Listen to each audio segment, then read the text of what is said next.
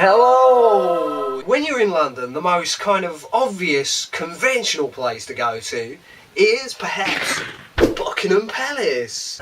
In this Rock Tour series, I will be showing you the humble childhood homes of some of the most influential London musicians.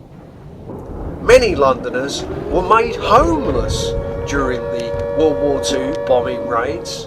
Imports were vulnerable to attacks, and so food was severely rationed, which continued for years after the conflict had ended. The upside to these austere times was that it fostered a self-reliant, do-it-yourself spirit that provided the ideal conditions for creativity to flourish. Years later, brightly coloured 1960s candy cards depicting foreign lands inspired imaginative teenage minds. I've always found that I collect. I'm a collector. So, let's collect our things together and head off to David Bowie's childhood home in Brixton.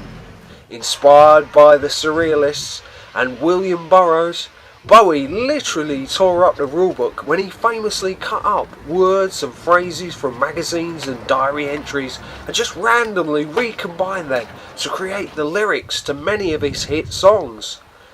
And here's where it all started, his childhood home. Although Bowie played a significant role in putting the glam rock genre on the global map, it's Marc Bolan who is often considered the glam rock instigator.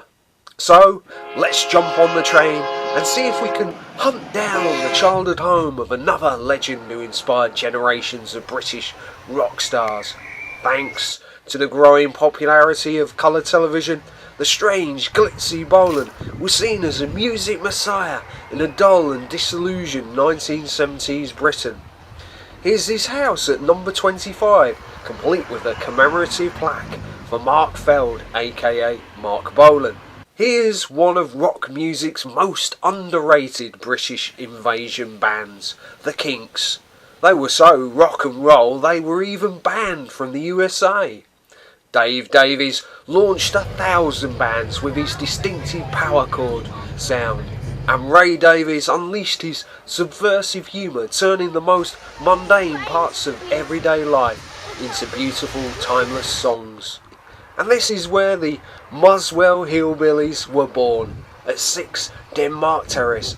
John Lydon, otherwise known as Johnny Rotten, was the lead singer to the seminal punk band the Sex Pistols. His caustic lyrics made him one of rock music's most controversial but interesting characters.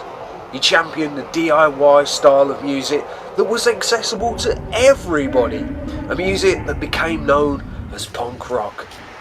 As he described it himself, his Victorian slum was located in Benwell Road. Unfortunately, because it was probably literally a slum, it was knocked down, but I think it was located where these relatively new flats are now. Thank you for watching my video, and please feel free to leave a comment and feedback. Now that you see that video, you might want to click on these other cardboard adventures.